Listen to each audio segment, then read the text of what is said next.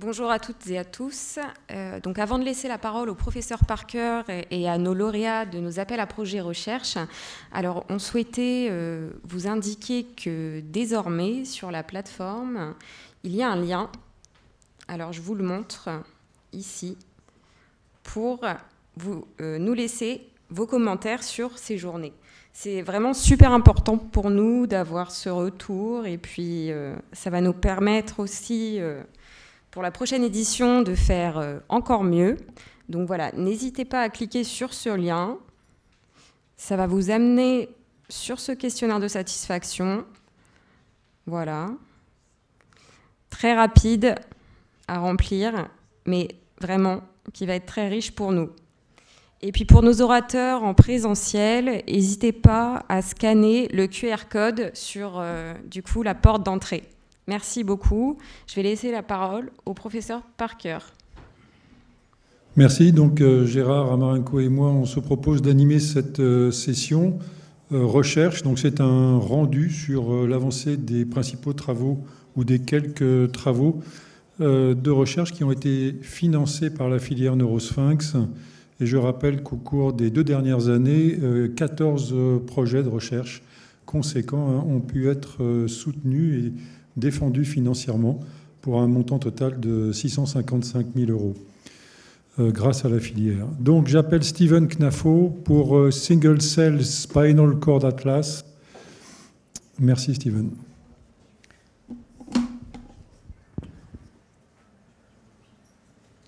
Bonjour à tous. Merci de me donner l'occasion de vous présenter les résultats préliminaire de ce travail de recherche qu'on a initié sous l'impulsion du professeur Parker au centre de référence de Bicêtre sur donc la détermination, on dit en single set, c'est-à-dire une résolution de la cellule unique des populations de neurones de la moelle épinière. Alors j'essaye de faire avancer, peut-être l'autre. C'est l'autre. Ok. Donc le contexte, c'est celui de la neuromodulation médulaire. Vous savez que, par exemple, dans les douleurs neuropathiques chroniques, de plus en plus de patients sont implantés d'une électrode de stimulation électrique qu'on place au niveau de la jonction thoracolombaire, donc en épidurale, et qui envoie des impulsions électriques sur la moelle épinière et permet, dans certaines indications, de diminuer ces douleurs neuropathiques. Il y a une autre indication pour la neuromodulation médulaire qui est beaucoup moins consensuelle, qui est donc ces traumatismes de la moelle épinière pour lesquels les patients ont une paraplégie et qui peut être par exemple complètement complète sur le plan motrice, plus ou moins complète sur le plan sensitif, et pour lesquels, comme vous allez voir dans cette vidéo, lorsqu'on va appliquer des courants électriques épiduraux au niveau de la moelle lombosacrée, on va permettre aux patients, de façon volontaire, de recouvrer une mobilité, alors avec de l'aide, en compensant le poids du corps, avec des aides mécaniques, avec un certain degré de sophistication pour adapter en temps réel la modulation médulaire sur le plan temporel et sur le plan spatial. Mais comme vous voyez sur cette vidéo d'un papier qui était paru dans Nature en 2018, c'est tout de même très impressionnant puisque c'est des patients qui étaient paraplégiques complets, n'avaient aucune motricité volontaire préservée à plus de 3 ans d'un traumatisme médulaire thoracique en l'occurrence, et qui sont capables, lorsqu'on stimule ces circuits sous-lésionnels, donc sous le niveau de la lésion médulaire, de retrouver en partie une motricité volontaire. La question qui se pose dans cette stimulation médulaire, c'est qu'on ne comprend pas le mécanisme sous-jacent, et en particulier les circuits neuronaux et les types cellulaires qui sont impliqués et qui sous-tendent cet effet. Puisqu'on applique un courant électrique de façon un peu entre guillemets aveugle, en épidurale, on ne sait pas quelles sont vraiment les conséquences de cette stimulation électrique sur les circuits spinaux de la locomotion. Ces circuits spinaux de la locomotion, chez l'homme, en fait, sont très mal connus. Ils sont essentiellement dérivés d'expériences électrophysiologiques avec des preuves indirectes de leur existence. On mesure par exemple la latence d'un circuit qu'on va envoyer dans la moelle qui va revenir vers le muscle. Et on va pouvoir dire, par exemple, qu'il s'agit d'un circuit mono ou disynaptique. Comme ça, on a décrit différents types de fibres et différents types d'interneurones, inhibiteurs ou excitateurs au niveau de la moelle épinière, en particulier, par exemple, dans ce réflexe d'étirement ostéotendineux qu'on connaît tous très bien. Mais finalement, on ne sait pas exactement quelle est l'identité moléculaire de ces neurones, où ils se trouvent au niveau de la moelle épinière, s'il y a peut-être plusieurs sous-populations parmi cette population que le caractérise d'un point de vue uniquement électrophysiologique. Une approche possible pour mieux caractériser ces neurones spinaux dans la moelle, donc au niveau de la moelle épinière, c'est de combiner ces connaissances électrophysiologiques avec de nouvelles informations, notamment moléculaires, c'est-à-dire de définir les neurones pas seulement à partir de leurs propriétés dans le circuit, mais aussi à partir de leurs caractéristiques génétiques, en particulier de leur profil d'expression génétique. C'est ce qu'on appelle la transcriptomie, c'est-à-dire qu'on va regarder tous les ARN qui découlent donc de l'expression des gènes dans des cellules, et on va pouvoir le faire maintenant, on dit en cellules uniques, de façon à dire quel type de cellule exprime quel type de gène. Donc ça, c'est ce qu'on appelle de la transcriptomique en cellule unique. Ça se fait depuis quelques années maintenant. Le principe, c'est de prendre un tissu intact, par exemple de la moelle épinière là, de souris, puis on le dissocie en noyau, en l'occurrence, qu'on va faire passer dans des circuits de microfluidiques et qu'on va intégrer dans des encapsulés, on dit, dans des petites gouttelettes lipidiques, où on va mettre toute la machinerie nécessaire pour récupérer toute l'ARN, le transformer en ADN, puis ensuite séquencer cet ADN pour pouvoir, pour chacune de ces cellules, déterminer quels étaient les gènes exprimés. Et ensuite, c'est ce que vous voyez en bas de l'écran à gauche, on dit clusteriser, c'est-à-dire former des groupes de cellules homogènes en fonction de leur expression génétique. Et donc on pourra dire que par exemple la population V2A, elle va exprimer les deux premiers gènes qui sont sur la gauche dans ce dot plot que vous voyez là, plus les deux gènes LHX1 et LHX5 par exemple. La question particulière qu'on pose avec le projet qui a été financé grâce à la filière et qui s'intitule donc SC2 Atlas, c'est celui de l'homologie entre les populations spinales caractérisées moléculairement chez la souris depuis quelques années maintenant et des populations spinales de la moelle épinière, donc de l'homme. Ce projet est mené en collaboration avec un institut, avec un centre, enfin un groupe de recherche qui est l'Institut des neurosciences de Paris-Saclay, qui est mené par Julien Bouvet, que vous voyez en haut à droite, et un groupe de recherche en génomique fonctionnelle comparative à l'Institut Pasteur, mené par Camille Berthelot, qui est juste en dessous. Donc la première difficulté, évidemment, c'est d'obtenir des tissus de moelle épinière humaine. Vous savez qu'on ne peut pas prélever la moelle épinière chez l'homme comme on peut prélever, par exemple, de la peau. On a pour cela mis en place un protocole de prélèvement chez les patients en état de mort encéphalique lors de prélèvements multiples d'organes. On a obtenu l'autorisation de l'Agence de biomédecine et on a adapté un protocole en fait, qui avait été développé au CHU de Montpellier où on prélève en bloc la moelle épinière et les vertèbres. Puis ensuite, on extrait la moelle épinière qu'on va congeler immédiatement pour ensuite pouvoir la dissocier.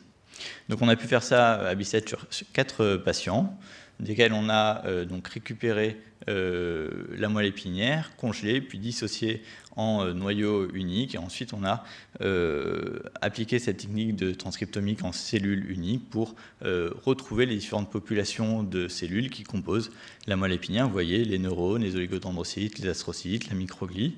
Chacune de ces populations a un profil d'expression génétique qui est particulier.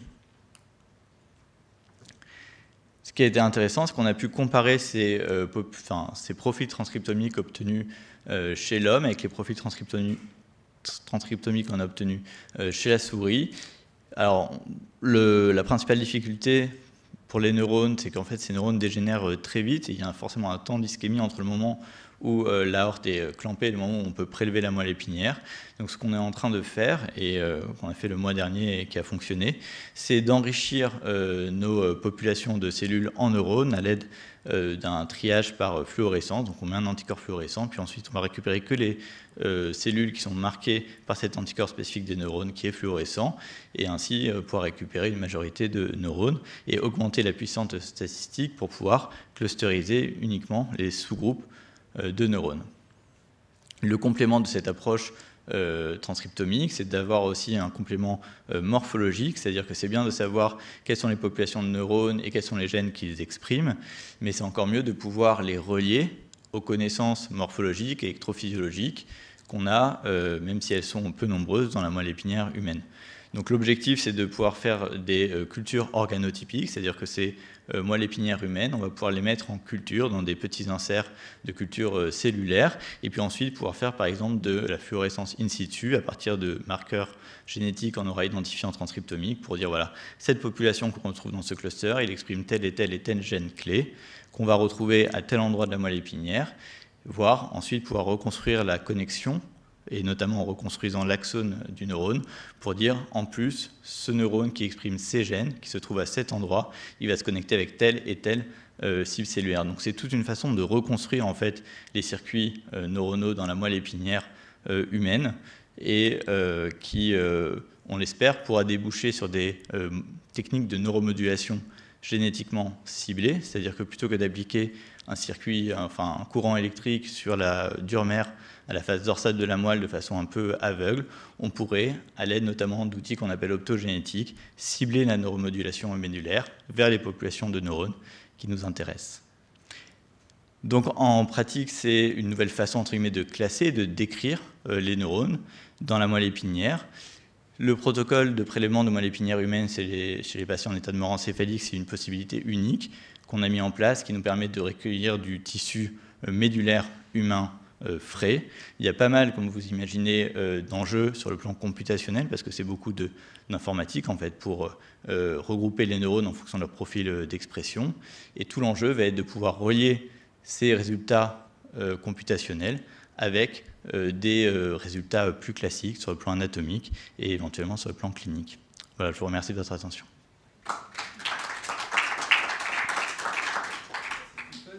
Des questions?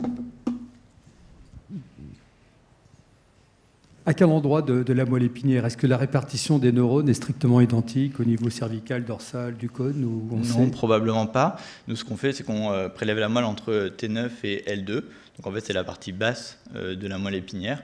C'est là où se trouve, on pense, qu'on appelle le CPG, le Central Pattern Generator. C'est des circuits qui sont entre guillemets capables de générer de façon autonome la locomotion et qui vont nous intéresser notamment dans la neuromodulation des patients paraplégiques parce qu'en général, il est préservé au décours d'un traumatisme médulaire.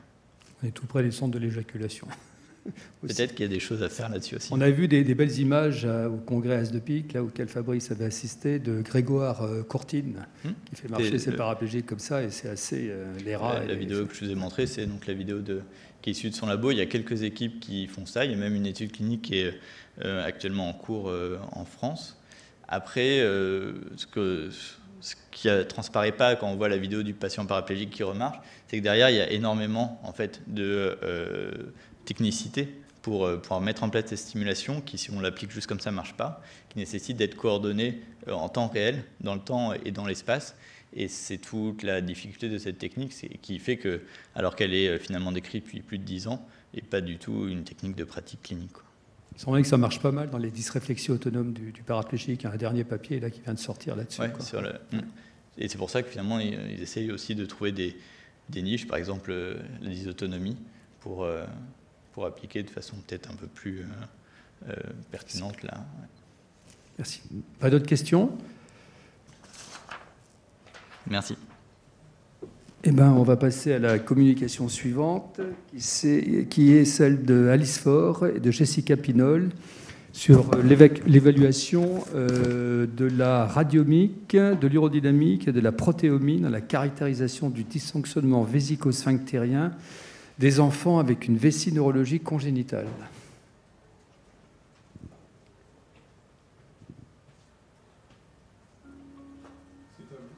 Je crois qu'il n'y a pas de son sur ce qu'on nous présente. Donc c'est manifestement une présentation en distance depuis la Timone. Dès que la technique sera opérationnelle, vous nous faites un petit signe. Bonjour à tous, je ne sais pas si vous m'entendez. Parfait. Donc, bonjour à tous. Je vais vous présenter un travail qui avait été initié sous la direction du professeur Faure dans le cadre de mon Master 2, donc qui consistait en l'évaluation de l'utilisation de la radiomique, de l'urodynamique, de la protéomique pour la caractérisation du dysfonctionnement vésico-sphinctérien des enfants avec vessie neurologique congénitale. Donc, les dysgraphismes spinaux représentent à l'heure actuelle la cause majeure des vessies neurologiques de l'enfant, avec une dysfonction vésicale qui va retentir à des degrés différents sur le haut appareil urinaire. Et une caractéristique essentielle de ces vessies neurologiques est leur possibilité d'évolution parfois rapide et brutale, avec un pronostic urologique impossible à prédire. Le facteur principal de dysfonction du haut appareil urinaire est la présence d'une hyperpression intravésicale supérieure à 40 au bilan urodynamique. Lors de l'évaluation initiale d'une vessie neurologique et également lors de son suivi, l'examen de ce risque rénal par bilan urodynamique est essentiel. Cependant, c'est un examen qui est invasif, désagréable, qui touche à l'intimité du patient et donc difficile à mettre en œuvre chez l'enfant. Il peut être également source de complications, notamment infectieuses. Ainsi, depuis quelques années, des alternatives au bilan urodynamique ont été recherchées et l'utilisation de la protéomique urinaire et des paramètres radiologiques paradiomiques semblent être des voies prometteuses. Au cours des dernières années, de nombreuses études ont souligné le rôle éventuel de la protéomique urinaire dans l'évaluation des troubles vésico-sphinctériens, notamment souligné dans une méta-analyse par le Dr Perronnet et son équipe, publiée dans le Neurourology and Aerodynamics en 2019. En effet, les neuromédiateurs tels que le NGF et le BDNF pourraient avoir un rôle dans la physiopathologie de l'hyperactivité vésicale. De plus, certains médiateurs de l'inflammation joueraient un rôle dans le remodelage de la matrice extracellulaire et donc l'apparition d'une fibrose conduisant à une diminution des capacités contractiles du détrusor et donc l'apparition d'une hypocompliance vésicale. On retrouve dans la littérature une augmentation significative du NGF et du BDNF chez les patients ayant une hyperactivité vésicale et une augmentation de TIMP2 et MMP2 dans les patients qui ont une hypocompliance vésicale. Dans une population pédiatrique de patients spina bifida, donc vous avez les résultats sur la diapo, il a été montré qu'il y avait une association entre l'augmentation des biomarqueurs urinaires associés à l'épaisseur de la paroi vésicale, pouvant prédire une dégradation du haut appareil urinaire et la présence de pression détrusorienne élevée. La radiomique est une discipline récente, extrêmement prometteuse. C'est une technique qui consiste à analyser de manière objective par des algorithmes mathématiques une image médicale afin d'en extraire des informations invisibles à l'œil nu, comme la texture d'un tissu, son micro-environnement ainsi que son hétérogénéité. L'hypothèse sous-jacente est que les données issues de ces examens vont refléter l'architecture des tissus et également leur composition moléculaire et cellulaire. Donc, seule une équipe française rennaise s'est récemment intéressée à l'utilisation de la radiomique en urologie. Ils ont analysé des index de texture d'images de scanners abdominopelviens chez des patients adultes spina bifida. Ils ont mis en évidence 2 paramètres de texture prédictifs de vessie hypocompliante et un paramètre de texture prédictif d'hyperactivité vésicale. Ces résultats préliminaires sont prometteurs et en pédiatrie où la réalisation du bilan urodynamique est encore plus complexe que chez l'adulte, il nous paraît essentiel de trouver des alternatives pour ces enfants. Donc l'objectif de notre projet était d'évaluer l'efficacité de l'index radiomique de texture de la paroi vésicale en uro-IRM pour identifier les vessies hostiles chez les enfants porteurs d'un dysgraphisme spinal par rapport au gold standard qui est l'urodynamique. Les objectifs secondaires étaient également d'évaluer l'index radiomique de géométrie de la paroi vésicale, l'efficacité des marqueurs protéomiques pour identifier les vessies hostiles et déterminer les meilleures valeurs seuil pour les index radiomiques et les marqueurs protéomiques, ainsi que leur performance diagnostique. Nous avons débuté une étude en janvier 2021, prospective unicentrique comparative, basée sur une cohorte d'enfants présentant un dysgraphisme spinal, ouvert ou fermé, nécessitant un bilan urodynamique pour l'évaluation de leur dysfonction vésico-sphinctérienne. Ces enfants étaient issus de la file active du centre de compétences CEMAVEM de l'hôpital Timon-Enfant.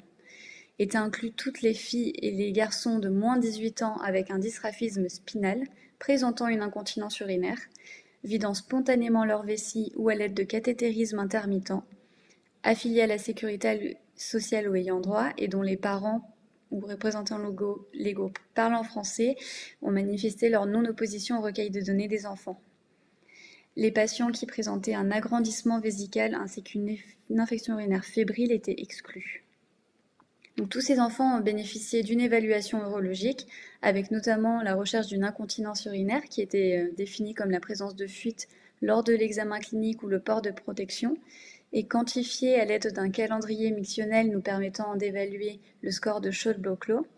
Ils ont également tous eu une évaluation du haut appareil urinaire par échographie à la recherche de signes de détérioration de l'appareil du haut appareil urinaire et une évaluation biologique de la fonction rénale.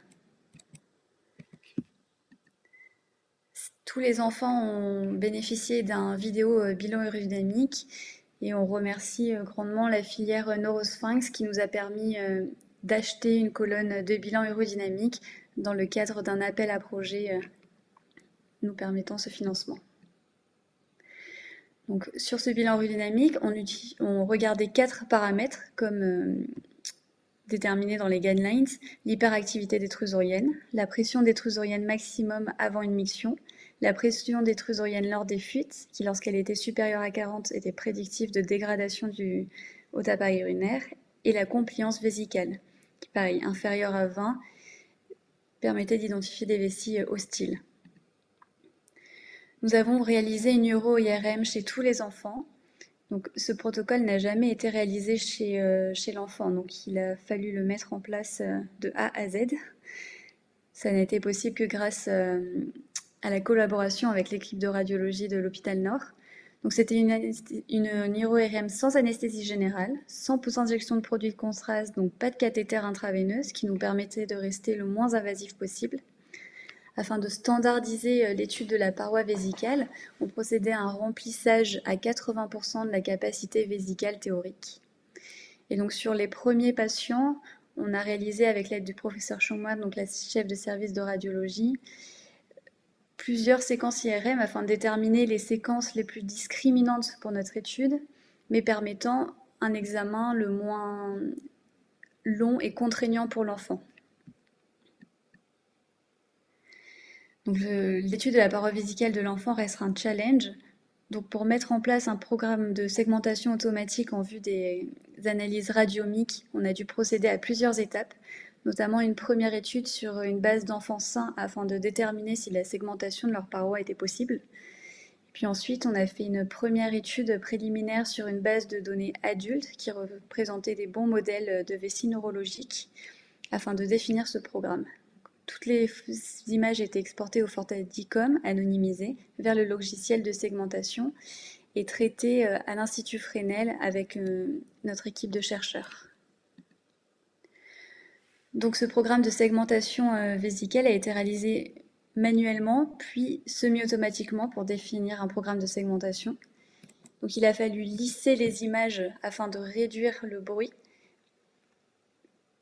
puis initialiser la définition du contour interne de la vessie grâce au modèle Level 7, qui est un modèle qui utilise les différences de gradient d'intensité. Ensuite, le contraste des images est amélioré en utilisant les valeurs des pixels de voisinage et l'intensité de la paroi standardisée, dans l'hypothèse que la paroi est relativement homogène pour permettre une segmentation. Et donc, le résultat de la segmentation interne nous permet de segmenter la paroi externe. C'est l'étape la plus compliquée car rendue difficile par les tissus environnants. Et ensuite, un masque de la région d'intérêt est extrait et plusieurs attributs ont été calculés à partir de l'hypothèse que les vessies épaissies sont plus asymétriques compte tenu de tissus plus hétérogènes, et il existe également un kurtosis, donc un degré d'aplatissement plus élevé du fait de la variation d'intensité accrue de la paroi vésicale du fait des changements microstructuraux. Tous les enfants ont bénéficié également d'un prélèvement d'urine en vue d'un dosage de biomarqueurs. Donc on a prélevé 5 échantillons par patient juste avant le bilan urodynamique, soit sur le premier jet mictionnel en cas de vidange conservé, soit sur le sondage. Et donc ces échantillons sont conservés à moins 80 degrés au laboratoire C2VN de la faculté pharmacie de la Timone. Et les analyses seront réalisées à la fin de la période d'inclusion avec les chercheurs du C2VN. Donc, je vais vous présenter les premiers résultats de notre étude. Je vous demande d'être indulgents parce que c'est des résultats très préliminaires. Donc, pour l'instant, en toute modestie, on n'a que 10 patients d'inclus. 50% étaient sous cathétérisme intermittent. 50% avaient un traitement anticholinergique qui, bien sûr, était arrêté une semaine avant le bilan urodynamique pour ne pas fausser les résultats. On avait des antécédents de Botox intra-détrusurien chez 30% des patients et 20% des patients avaient déjà une présence de détérioration de l'appareil rénal en échographie. C'était les 2 patients qui avaient des myéloméningocèles. Au niveau du bilan urodynamique, ce qu'on voyait, c'est que 60% des patients avaient une hyperactivité détrusurienne, dont 30% des pics d'activité supérieurs à 40, donc prédictifs de vessie hostile. Et 60% avaient une compliance vésicale faible.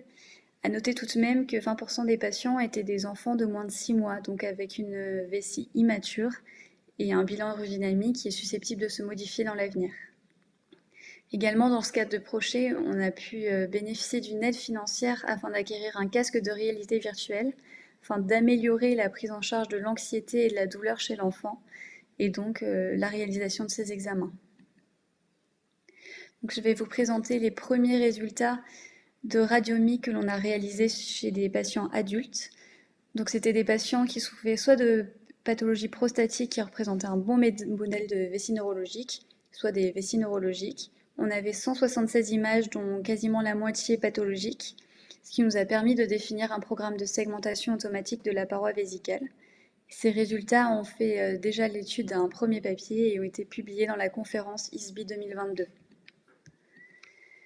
La validation du programme de segmentation a été réalisée par évaluation métrique également. Ce qu'il en sort, c'est que sur les 40 attributs extraits, 29 avaient une précision de 94% pour mettre en évidence des vessies hostiles. Chez l'enfant, ce modèle est toujours en cours d'étude à l'Institut Fresnel. C'est un modèle qui est plus difficile à étudier chez l'enfant car la paroi est très fine avec peu de pixels disponibles, et d'autant plus que les contrastes sont difficiles à visualiser chez l'enfant. Concernant la protéomique urinaire, malheureusement, on n'a pas encore les résultats des analyses, compte tenu de grosses difficultés d'obtention des réactifs, avec une APHM pas très disponible pour nous les fournir. Donc c'était une étude prospective, un projet encadré par la filière nationale Neurosphinx, qui, on vous remercie encore une fois, nous a permis l'achat d'une colonne de vidéos urodynamiques. Cette étude a bénéficié du soutien d'associations de malades et d'une aide financière pour améliorer la prise en charge de ces enfants grâce à un casque de réalité virtuelle. Donc on est plein de rêves pour ces enfants et on espère pouvoir améliorer leur prise en charge avec notamment une mise en évidence de vessies hostiles et pouvoir leur proposer une surveillance personnalisée. On a été confronté à pas mal de difficultés, notamment ce protocole radiomique n'a jamais été étudié chez l'enfant, donc il a fallu mettre en place un protocole de A à Z, et notamment l'IRM est quand même délicate chez l'enfant avec une compliance pas toujours évidente à obtenir. On a eu beaucoup de difficultés d'obtention du matériel, que ce soit de la colonne et des réactifs, venant de la part de la PHM. Et il a fallu mettre en place également la vidéo urodynamique dans le service de radiologie, avec des équipes qui ne sont pas formées, qui n'ont pas du tout apprivoisé le matériel. Et également, on a eu un petit souci de disponibilité de créneaux, avec bien sûr des examens qui prennent du temps, donc peu d'enfants qu'on peut passer pour chaque créneau, qui reste rare mais précieux. En revanche, les parents étaient plutôt favorables à cette étude, donc ce qui est plutôt satisfaisant pour l'avenir. Pour ce qui est des résultats préliminaires du bilan urodynamique, on voit quand même que 60% des enfants avaient une hyperactivité vésicale, dont 30% avec déjà des signes de vessie hostile, 60% avaient une faible compliance vésicale, et 20% des enfants, donc ceux porteurs d'un dystrophisme ouvert, avaient déjà une atteinte en imagerie du haut appareil, avec une hypocompliance chez les 2 patients et des pics de pression très élevés pour un des patients. On est tout de même assez content de ce modèle de segmentation automatique de la paroi vésicale qui, sur les premières données qui sont en cours, semble applicable à l'enfant. Et le fait que plusieurs attributs ont été mis en évidence pouvant refléter des vessies hostiles est plutôt encourageant. Pour les perspectives futures, bien sûr, on poursuit cette étude en vue d'un nombre total minimum de 45 patients. Et il se pose la question de l'utilisation de la radiomique sur segmentation 3D afin de pallier à l'insuffisance de pixels disponibles chez l'enfant et pour mettre en évidence d'autres attributs liés à la forme et l'orientation de la paroi vésicale. En conclusion, c'est une étude qui n'a jamais été réalisée chez l'enfant. Toutefois, la radiomique et la protéomique urinaire semblent être des voies prometteuses, notamment comme on a pu le voir dans les études publiées par le Dr Perronnet et son équipe, et pourraient présenter des alternatives intéressantes au bilan urodynamique. Bien sûr, ce sont des techniques complexes à mettre en place, et il est nécessaire d'avoir un nombre plus important de patients pour déterminer des attributs significatifs et mettre en évidence des marqueurs urinaires pour identifier les vessies hostiles. Je vous remercie pour votre attention. Merci pour votre présentation. Avant de poser quelques questions, vous m'entendez toujours? Vous êtes toujours là, Marseille? Oui, oui, très bien. Oui, je voulais juste vous préciser que le droit à l'image existe, et pour avoir reconnu une diapositive que nous avons commise dans le service, il faut quand même faire bien attention à l'heure où on fait tous des Zooms, des webinaires, etc. On a été très ennuyés récemment dans une société savante avec une plainte qui a été faite par un médecin, une autre par l'agence France Presse pour des diapositives ou des photos qu'on utilise sans l'accord des auteurs. Cela dit, sur le plan médical, pourquoi vous arrêtez les anticholinergiques quand vous faites une urodynamique? Parce que le but de l'urodynamique, c'est quand même bien de vérifier si nos médicaments, si la toxine, si la chirurgie est efficace pour améliorer les facteurs de risque. Alors, nous, on a pour habitude de les arrêter une semaine avant pour ne pas masquer une hyperactivité vésicale. C'est justement le but de l'urodynamique que de vérifier l'impact de nos thérapeutiques. L'urodynamique, soit c'est un outil diagnostique, et dans ce cas-là, vous le faites avant tout traitement, soit c'est un outil d'évaluation, et dans ce cas-là, il n'y a aucun intérêt, bien au contraire, d'arrêter les médicaments. Parce que comment voulez-vous juger de la pertinence de poursuivre un traitement par bêta-3, par anticholinergique, par toxine ou autre? Oui, bien sûr, je comprends cette réflexion.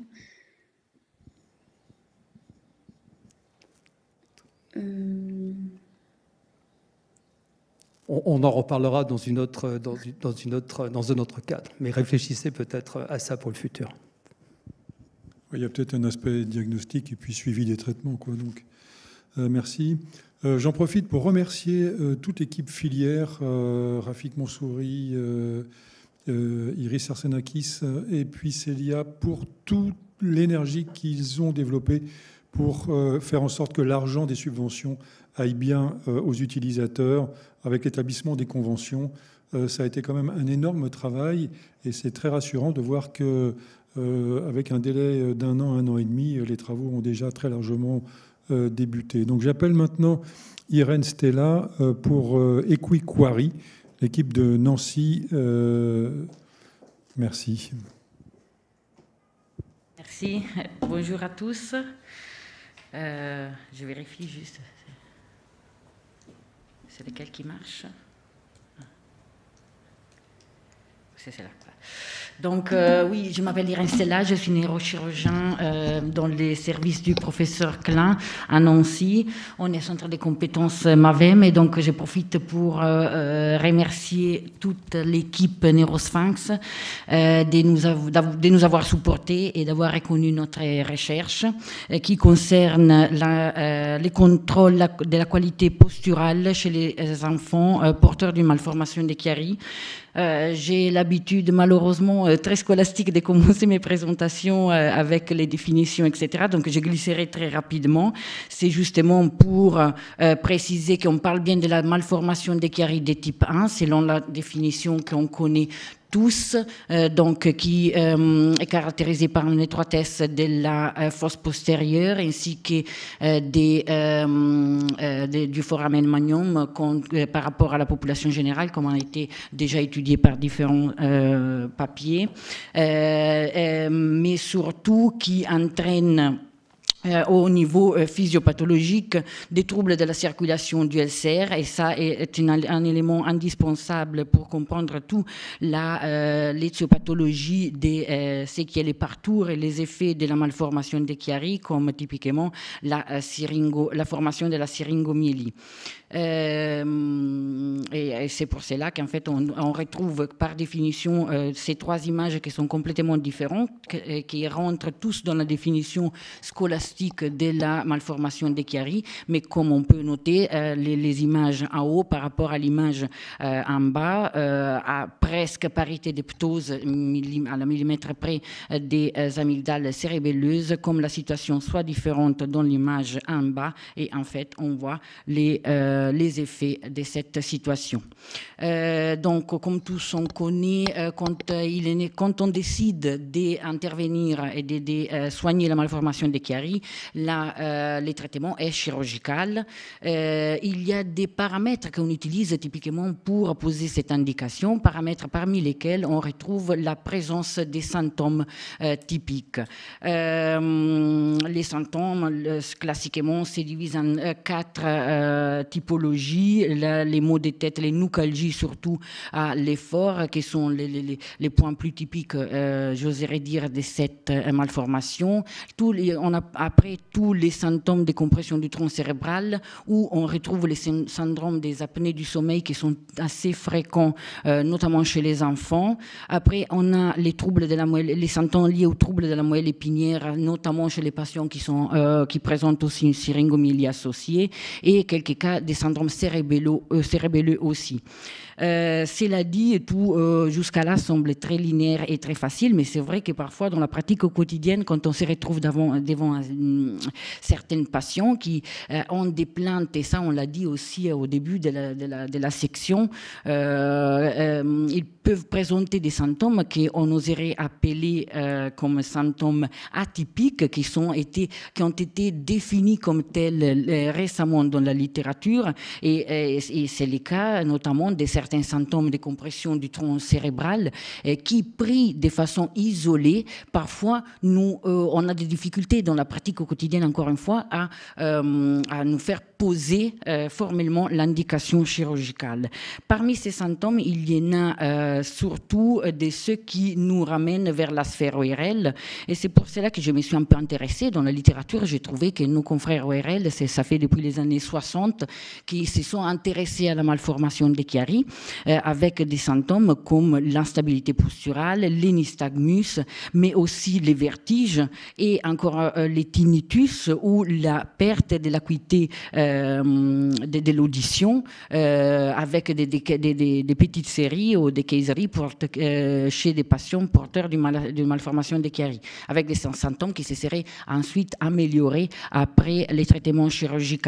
Et donc, encore une fois, curieuse, j'ai fait un peu de littérature, et voilà, j'ai trouvé une série de papiers qui concernent ces domaines. Et alors que par contre, les nystagmus et les vertiges sont un symptôme qui a été assez étudié dans la littérature, on a décidé de se concentrer sur un autre symptôme qui est l'instabilité posturale chez la malformation, chez les enfants porteurs d'une malformation de Chiari de type 1.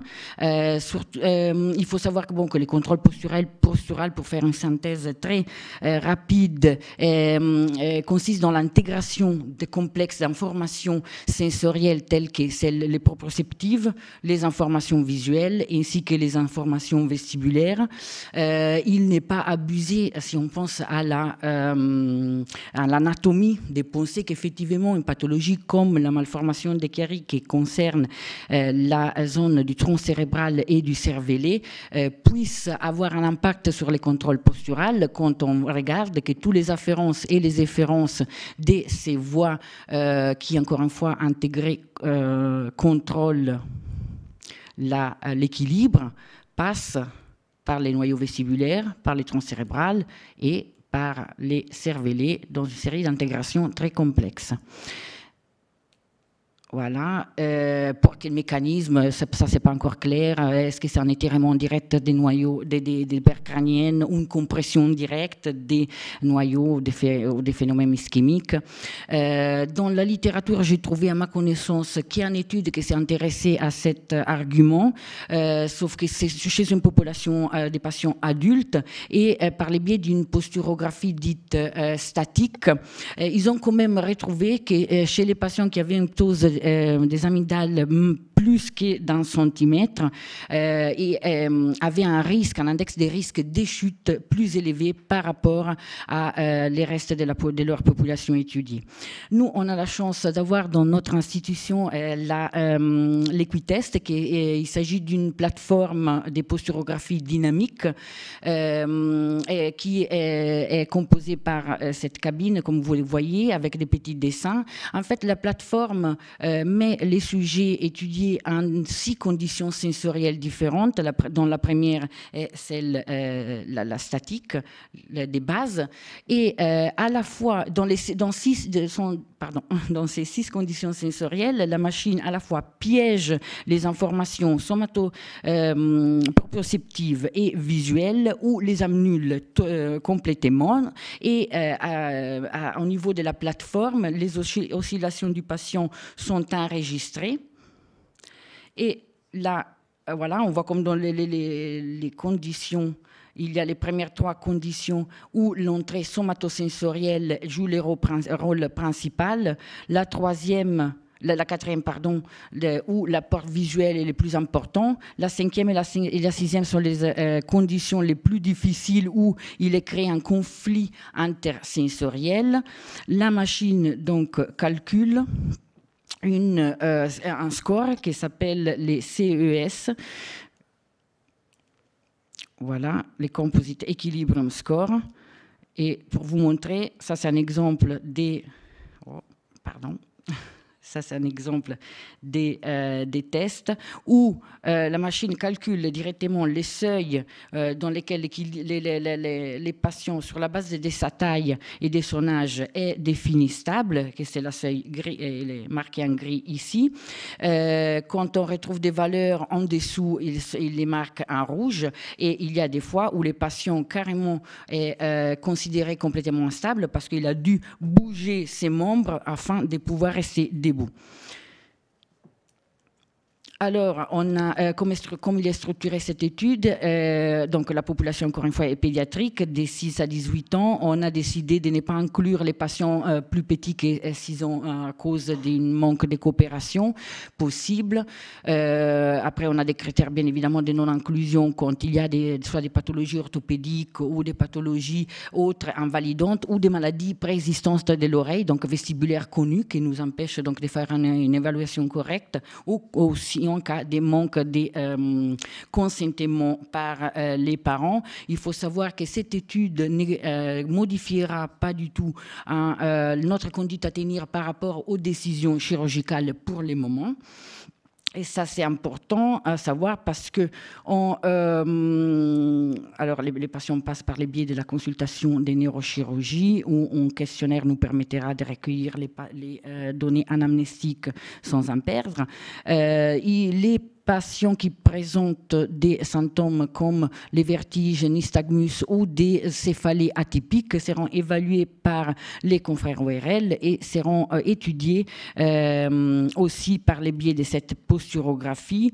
On a décidé d'ajouter une petite difficulté à des tâches dans les conditions 2 et 5 qui s'appelle lead shaking SOT et consiste dans des mouvements de flexion rythmique pendant encore une fois la condition 2 et 5 qui permet d'évaluer un peu mieux les afférences proprioceptives qui dérivent des muscles cervicales qui peut être intéressant dans les cas de la malformation des chiaries. Et dernièrement, la plateforme de Maastricht pour faire que c'est une plateforme qui oscille et donc évalue, enregistre les oscillations du patient en réponse à ces oscillations elles. Et donc on peut individuer 2 types de stratégies de maintien du contrôle postural, celle qui s'appelle contrôle ascendante ou des chevilles stratégie donc d'un patient qui est plus stable et où la stratégie descendante qui va en contresens par rapport à la machine, c'est une stratégie des hanches et donc typique du sujet moins stable. Nous, on fera une analyse dite transversale. Et donc, où on comparera les patients, on a commencé déjà à comparer les patients qui on avait décidé d'opérer, avec lesquels qu'on avait décidé de ne pas opérer. Donc, c'est pour ça que c'est important que l'étude, pour le moment, ne modifiera pas notre conduite à tenir. Et ensuite, une analyse longitudinale sera effectuée sur les patients opérés en comparant les résultats pré-op et post-op. Les analyses complémentaires, donc secondaires, on évaluera aussi les autres paramètres, la syringomélie, la qualité des images, les scolioses éventuellement associées, etc. Donc, les premiers résultats. Alors, on a pour le moment recueilli 27 patients, dont 10 sont opérés, mais sur ces 10, j'ai que les résultats post-op des 6 patients, parce que les autres sont à venir dans les prochaines semaines. Et malheureusement, on avait commencé cette recherche juste avant les débuts de l'épidémie Covid, donc ça ne nous a pas aidé au recueil des données. C'est vrai, alors, quand on compare les patients opérés versus les non opérés, on retrouve des petits P par rapport aux apnées centrales, mais ça, j'avais dit que c'est la palicienne, parce que s'il y a des apnées centrales, on opère par définition les patients. Donc, c'est logique. Et on a trouvé quand même une petite corrélation aussi entre les degrés de l'aptose et la présence des apnées centrales. Et quand on compare les patients opérés avant et après la chirurgie, c'est là que j'ai eu une petite surprise, parce qu'on a eu une petite P sur les scores global. Donc, on a apparemment une petite amélioration du contrôle postural détecté par la machine. Pour les restes, non, je n'ai pas encore des résultats significatifs, mais je suis confiante qu'en augmentant un peu notre population, on pourra avoir des résultats un peu plus significatifs. Là, c'est un exemple des résultats qui visuellement me semblaient les plus différents. Chez les mêmes patients, avant et après l'intervention, on voit que carrément les patients, soit ils s'est préparé pour la posturographie, mais sinon ils s'améliorent de façon assez claire. Et voilà, ça, comme on a dit, le Covid ne nous a pas aidés malheureusement. Donc, je vous remercie de votre attention. J'espère de pouvoir vous rapporter des résultats plus complets dans pas longtemps. Merci, vous nous avez tenus en haleine jusqu'au bout, avec les résultats de posturographie. Et donc, ça permet de mieux prendre en compte les troubles de la posture, de l'équilibre, de sélectionner les indications aussi, peut-être dans ces formes avec une expression en apparence un petit peu atypique sur le plan sémiologique. Exactement. Il y a des formes où on se pose la question, parce qu'il n'y a pas vraiment cette symptomatologie typique qu'on connaît et pour laquelle c'est pour l'intervention, l'indication chirurgicale est claire. Et c'est dans ces formes-là que est-ce que la posturographie et l'évaluation neuro-autologique pourraient nous aider pour claircir Parce qu'après, comme on a dit au début de cette section, effectivement, il y a des patients qui ont quand même des symptômes frustres, dans le quotidien, est difficile de gérer. Est-ce que par la posturographie, vous pouvez quantifier ce qui revient au syndrome pyramidal, vestibulaire ou cérébelleux ? Oui, parce que justement, comme je vous ai montré, les 6 conditions différentes nous montrent que les patients, par exemple, est beaucoup plus dépendant de sa vision quand il accomplit les tâches. Et donc, ça veut dire que quand il a les yeux fermés, il commence à être beaucoup plus instable.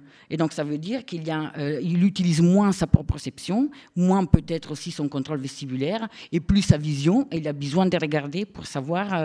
Est-ce que pour autant, vous avez un index cérébelleux, un index moteur, un index vestibulaire ou non dans ce type de posturométrie ? Non, on n'a pas vraiment un index. On a les calculs. Bon, j'ai été vite. On a tous les calculs, on a tous les ratios. Ils étaient les 2 tableaux que je vous ai montrés. Il y a des ratios aussi. Et c'est sur la base de ça qu'on fait la différence, justement, entre patients visuels ou somatosensoriels ou vestibulaires. Ouais. Merci. Merci beaucoup. Merci. Donc, Gérard, maintenant, tu nous parles des malformations congénitales extradurales et ces lésions sont-elles ou non symptomatiques ? Merci Fabrice, on va essayer de rattraper un tout petit peu le retard. Donc je vais aller encore une fois, merci à la filière de nous avoir permis de mettre en route ce projet sur l'évaluation de l'imputabilité d'un certain nombre de troubles sensitifs, moteurs et neuropérinéaux dans les kystes de Tarlov. Alors bon, tout le monde sait ce que c'est qu'un kyste de Tarlov. Ce sont des malformations extradurales méningées, des kystes qui comprennent des filets nerveux.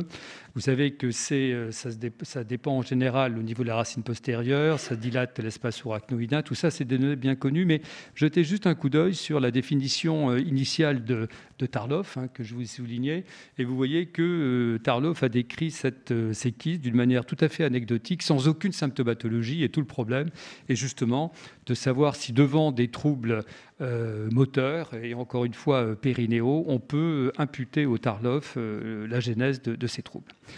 Donc, quand on regarde la prévalence plus chez la femme que chez l'homme, avec un ratio de 1/3, c'est essentiellement au niveau des racines sacrées S2, S3. Le kyste peut augmenter au moment de l'âge, et ils sont souvent asymptomatiques, du moins quand on n'interroge pas peut-être suffisamment les patients en termes en particulier de sensibilité urétrovésicale et anorectale. Alors, la présentation clinique de ces kystes est bien connue et la problématique de ces patients est en règle une symptomatologie douloureuse, qu'elle soit de type radiculaire ou pseudo-radiculaire, avec des douleurs glutéales, des douleurs radiculaires à la face postérieure de la cuisse au niveau de S2, parfois au niveau de L5, S1, et puis des douleurs périnéales, et puis des signes sensitifs périnéaux à type de paresthésie, associés ou non à des troubles vésico-sphinctériens. Donc, vous voyez qu'il y a des grandes séries qui ont été publiées, plus de 500 cas. Le problème, c'est quand on regarde la typologie des troubles vésico-sphinctériens et des troubles anorectaux que présentent ces patients qui sont rapportés, ça ne colle pas avec ce que l'on connaît, nous, de la caractérisation d'une neurovéssie de type périphérique, puisqu'on est au niveau de S2, S3, ou d'un neurorectum périphérique ou de troubles génitosexuels périphériques. Je veux dire par là qu'une incontinence urinaire par hyperactivité de vessie, c'est-à-dire d'aller souvent faire pipi et d'avoir des urgences pictionnelles, ne peut pas coller avec un kyste de Tarlov. Ce n'est pas possible compte tenu du niveau lésionnel. En revanche, un certain nombre de signes urinaires, comme la dysurie, comme l'altération de la perception du besoin d'uriner, comme l'altération de la perception du passage des urines dans le canal urétral, une dyschésie anorectale, une diminution de la discrimination du contenu endorectal, sel liquide, sel solide, gaz, est un argument important pour imaginer la possibilité d'une atteinte purement radiculaire, radiculomédulaire, purement périphérique, et dont on peut se poser le problème de la responsabilité du kyste de Tarlov dans ce trouble urinaire, dans ce trouble anorectal ou dans ces radiculalgies, dans ces douleurs. Alors, toute la question est donc de savoir comment un kyste de Tarlov est symptomatique. Certains ont essayé de faire des électromyogrammes des membres inférieurs et de trouver des éléments de dénervation au niveau de L4, L5. Et encore une fois, ces kystes sont essentiellement développés au niveau de S2 et S3.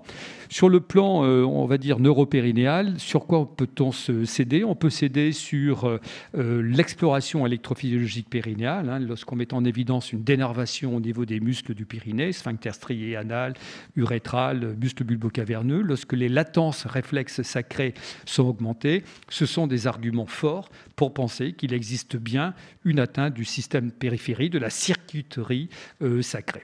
Bien sûr, l'examen clinique, l'hypoesthésie périnéale, la diminution du tonus anal, l'altération des fléchisseurs des orteils intégrés au niveau de S2, éventuellement S1 avec l'Aquilin, tout ça, ça va être important. Mais sur le plan des examens complémentaires qui vont être objectifs, l'exploration façon électrophysiologique est vraiment utile. Au moins 2 degrés, l'exploration urodynamique qui peut mettre en évidence, mais c'est vraiment rare dans les kystes de Tarlov, dans ce type de malformation, une hypocontractilité, une hypoactivité du détrusor et une diminution des résistances urétrales.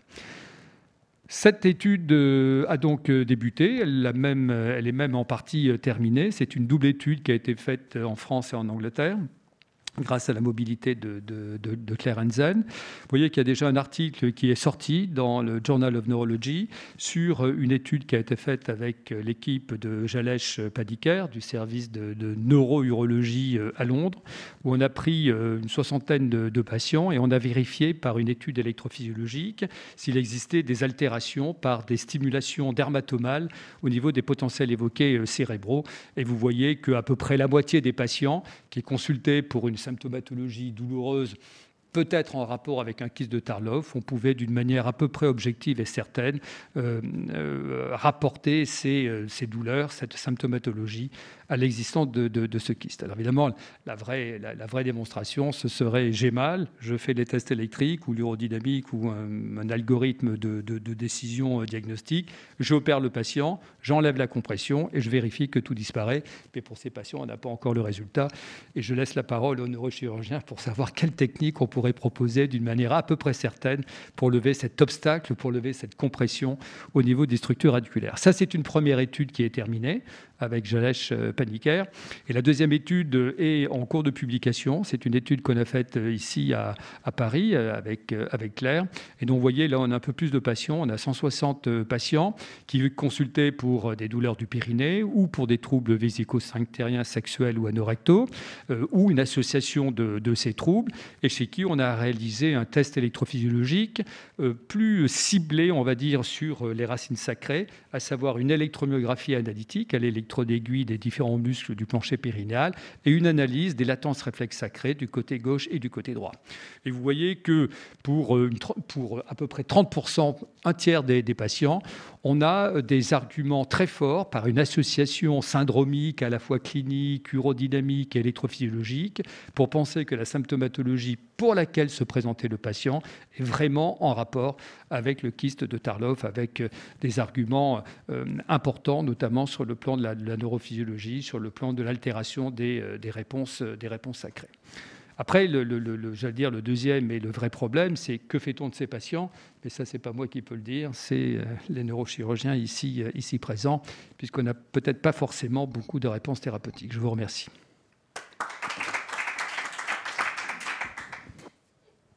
Merci. Des questions? Oui, Steven. Le micro peut-être, Steven.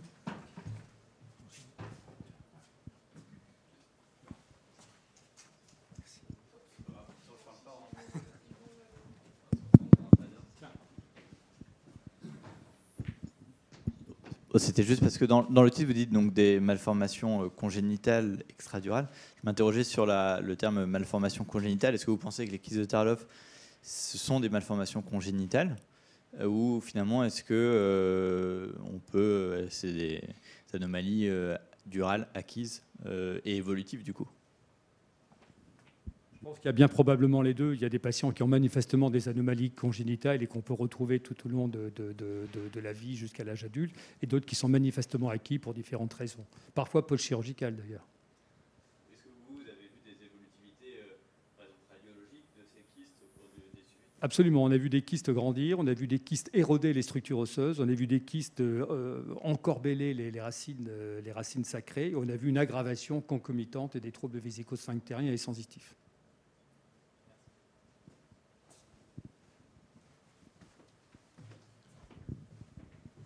Merci. Donc oui, il faudra qu'on fasse une session sur les bonnes indications, sur les prises en charge éventuelles, sur le suivi. De la filière sur les Tarlov, tu te souviens, avec Sylvia, et peut-être qu'il faudra le mettre à l'ordre du jour. Prochaine fois.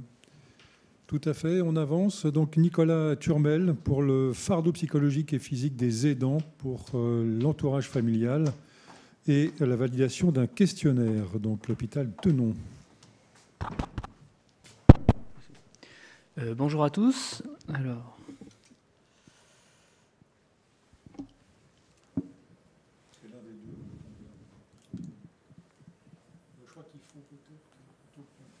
Donc, bonjour à tous. Tout d'abord, merci à la filière de me permettre de vous présenter cette étude sur le fardeau des aidants dans les patients atteints de malformations médulaires congénitales à travers la validation de 2 questionnaires notamment.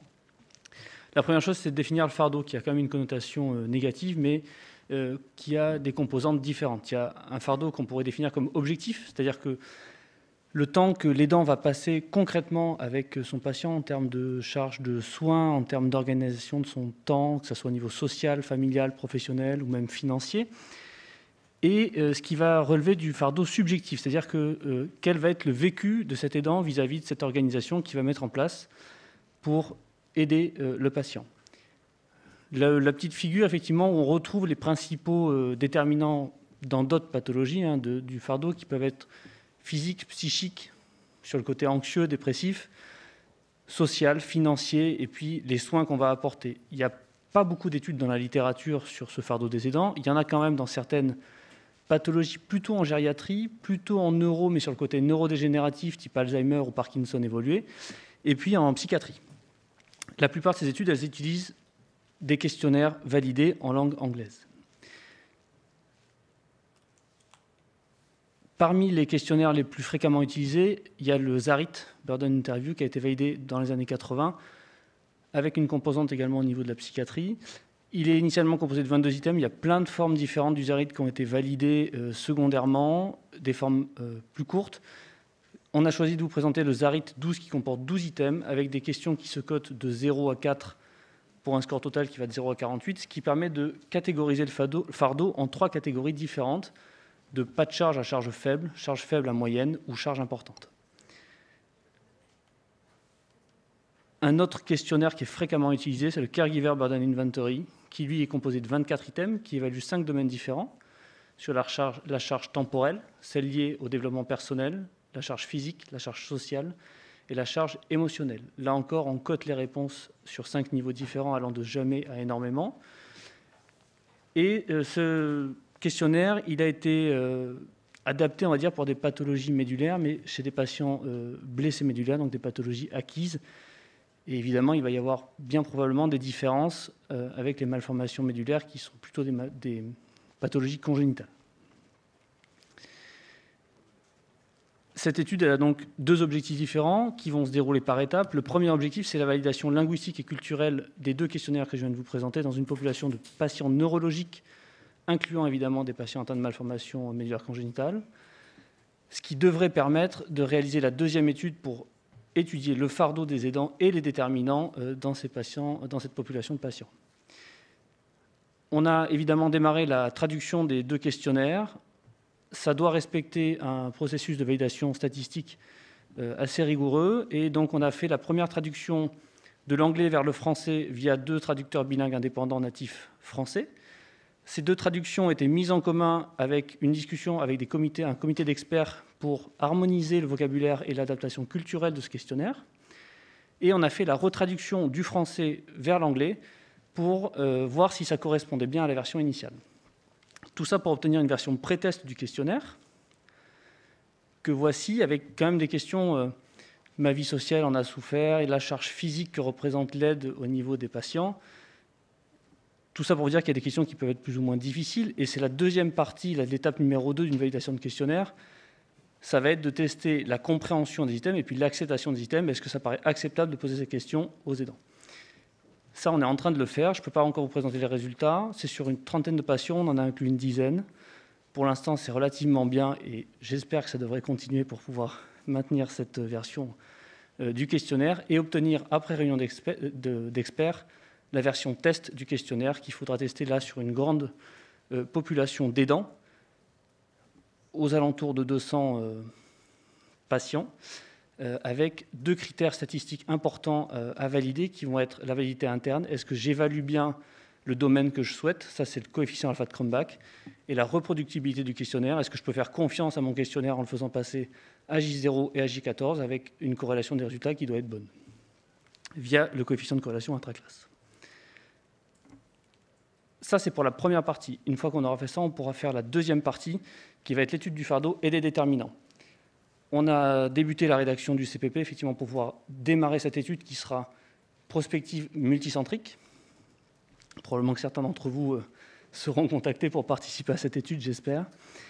On a choisi de là se concentrer sur les patients atteints de malformations médulaires congénitales, sur deux populations différentes, la population adulte et la population pédiatrique. La méthodologie attendue, les paramètres attendus qui vont être évalués, deux choses.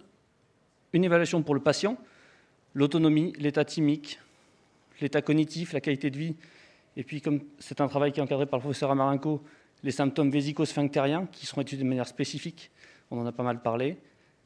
Toutes les échelles questionnaires utilisées sont validées, bien sûr, en français, et ont une version pédiatrique qui correspond. Et puis, il y aurait une évaluation également des aidants sur leur état thymique, la qualité de vie, et puis évidemment les questionnaires de fardeau. C'est important qu'on puisse évaluer ce fardeau des aidants parce que ça reste quelque chose qui est au cœur de la prise en charge sur le long terme. Il y a des études sur le neurodégénératif, la gériatrie, la psychiatrie. Il y a bien probablement pas mal de différences sur les pathologies congénitales parce que ça évolue avec le temps, parce que le patient vieillit en même temps que son aidant, parce que c'est de l'aide chronique. Quand on regarde chez les paralysés cérébraux, on s'en trouve que le fardeau augmente avec l'âge, mais que la tension générale des parents, finalement, augmente aussi avec ce fardeau et avec l'isolement social en fonction de la durée d'évolution de la pathologie, et donc de la croissance de ces enfants. Tout ça pour probablement essayer de nous aider dans la prise en charge en pratique courante, dans la recherche évidemment, et puis pour peut-être proposer d'autres aides ou déclencher des aides quand c'est nécessaire. On regardera de manière spécifique, je vous l'ai dit, les troubles urinaires, anorectaux et génitosexuels, pour favoriser l'accompagnement des aidants, dépister peut-être des situations à risque qui nécessiteront peut-être une modification de la prise en charge. En conclusion, donc on est en cours de validation des questionnaires, le ZARIT et le Caregiver Burden Index, Inventory. Il nous reste encore l'étape de validation à faire. Et puis, une fois qu'on aura pu valider ces questionnaires, on proposera à pas mal de centres de faire cette étude sur les populations adultes et pédiatriques, qu'on n'oublie pas évidemment, pour évaluer tout ça sur l'autonomie, les troubles vésico-sphinctériens, l'état cognitif et thymique. Je vous remercie. Merci beaucoup. Une question, une remarque, un commentaire? Donc, gros travail de validation du questionnaire, mais un sujet ô combien important, hein, les aidants, fondamental pour l'architecture de la prise en charge à la maison. Oui. Alors, il y a une question. Je ne suis pas sûr qu'on ait toutes les questions. Les patients et les aidants familiaux ou professionnels ont-ils été associés à la pertinence des questions? Demande M. Hafner. Alors, c'est des questionnaires qui sont déjà validés en langue anglaise. Donc, on ne choisit pas de créer un nouveau questionnaire. On va adapter, par contre, à la population française. Donc, ça peut être culturel. Voilà, c'est les anglo-saxons ont une culture différente. Donc, on ne choisit pas nous-mêmes les questions, on les traduit.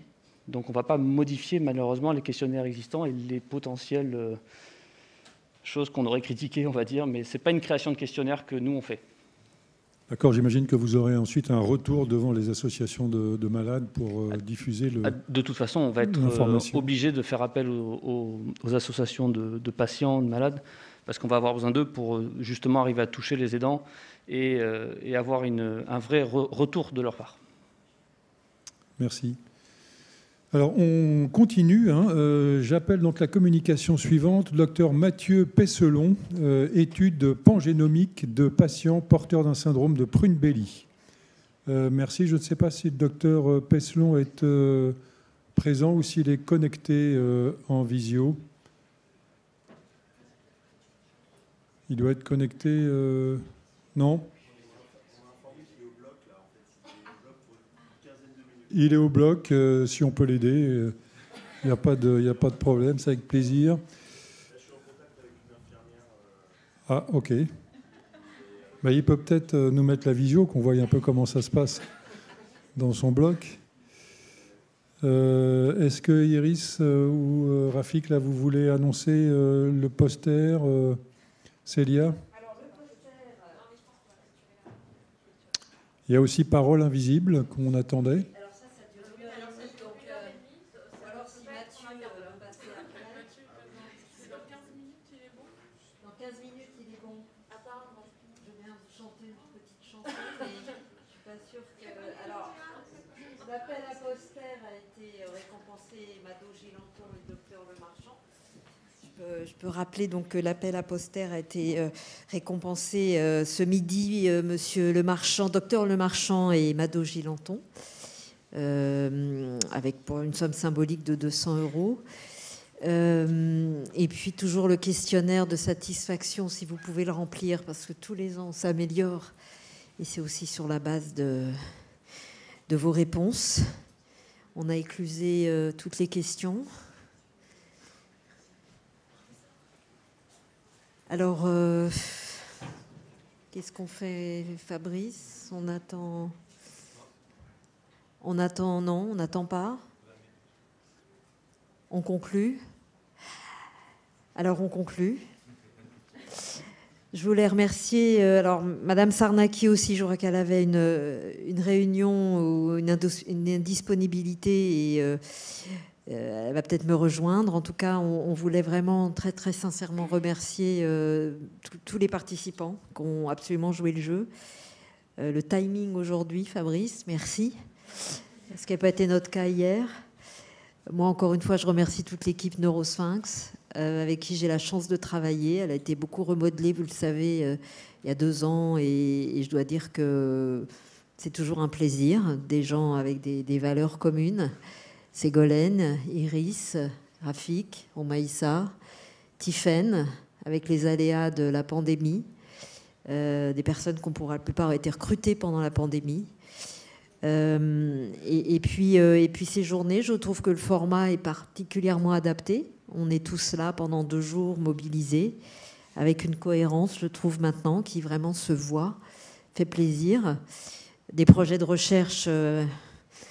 comme on dirait, qui ont vraiment de la gueule et qui nous mettent au premier rang des filières qui soutiennent la recherche. Ça mérite d'être souligné. Donc, encore une fois, merci à tous d'être présents. Et alors, l'année prochaine, j'espère pouvoir dire qu'on sera tous dans l'amphi d'Imagine présents, tous là, parce que c'est vrai que ça nous manque un peu quand même, ce contact humain. Donc je vous dis à l'année prochaine. N'oubliez pas de remplir le questionnaire de satisfaction encore une fois.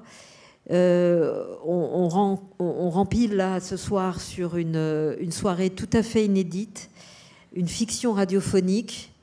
Dans une autre vie, j'ai fait du théâtre et j'ai rejoint la compagnie des Endonautes. Alors c'est pas moi qui joue ce soir, je vous rassure.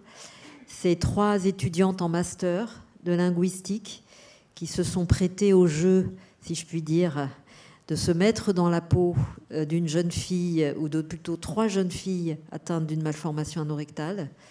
Ça nous a fait une partie de notre confinement, des heures et des heures de visio à improviser, avec Julia Disnan, sous la supervision de Stéphanie Smadja, de Martha Kroll, qui est là, linguiste, psychanalyste. Et voilà, des enregistrements avec la compagnie Hors-Champ, dirigée par Frédéric Tétard et Pascal Nandillon, qui est une compagnie de théâtre. Et ce soir, on vous en livre 2 premières saisons, on va dire, qui sont des fictions, hein, bien sûr, mais qui m'ont totalement bluffé, personnellement, quand je les ai entendues, devant l'incroyable crédibilité et la justesse du ton de ces jeunes filles, encore une fois, qui ne sont pas atteintes de malformation anorectale, mais qui ont écrit, en fait, des textes. Et Célia Cardozo nous fait le plaisir d'être là ce soir, la présidente de l'association. Donc je pense qu'à vos mouchoirs, Célia, parce que moi, personnellement, ça m'a extrêmement, extrêmement émue. Donc restez en ligne. On va démarrer, si je ne me trompe pas, à 18h. On attend quelques invités. C'est tout à fait inédit. Et ensuite, on a plusieurs saisons à vous proposer ensuite, qui seront bien sûr sous forme de podcast sur notre chaîne YouTube, cette fois la chaîne YouTube du Cérilac. Monologué. monologuer, dirigé par Stéphanie. Voilà, donc ne zappez pas, si je puis dire, restez en ligne. On fait une courte pause pour accueillir nos invités et puis on se retrouve à 18h avec les autrices, comme on dit, ces 3 jeunes masters, 2, qui viendront répondre aussi aux questions à la fin. Donc à tout à l'heure. Et merci encore.